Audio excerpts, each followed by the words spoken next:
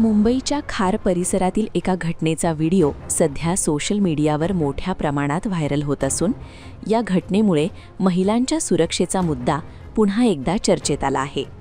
खार सबवे परिसरात एका व्यक्तीला रस्त्यावरून जाणाऱ्या महिलांचे गुप्तपणे व्हिडिओ काढताना पकडल्याचा दावा करण्यात येत आहे.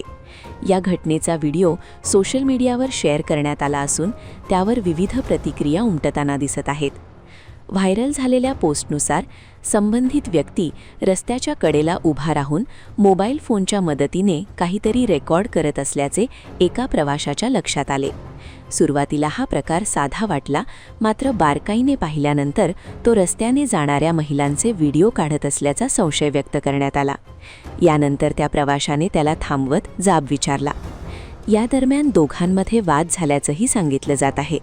संबंधित प्रवाशाने त्या व्यक्तीचा मोबाईल तपासल्याचा दावा करत त्याच्या गॅलरीमध्ये महिलांचे अनेक फोटो आणि व्हिडिओ असल्याचा आरोप केला. या प्रकारामुळे संताप व्यक्त करत त्या प्रवाशाने त्याला चापड मारल्याचा आणि त्याला थेट पोलीस ठाण्यात घेऊन गेल्याचा उल्लेख व्हिडिओच्या कॅप्शनमध्ये करण्यात आला आहे. यानंतर संबंधित व्यक्तीला खार पोलीस ठाण्यात नेण्यात आल्याची माहिती समोर येत आहे. दरम्यान या घटनेबाबत पोलिसांकडून अधिकृत माहिती समोर येण्याची प्रतीक्षा आहे. सोशल मीडियावर व्हायरल झालेल्या व्हिडिओच्या आधारे या प्रकरणाची चर्चा रंगली आहे. हा व्हिडिओ व्हायरल झाल्यानंतर अनेक नेटिझन्सनी महिलांच्या सुरक्षेबाबत चिंता व्यक्त केली आहे.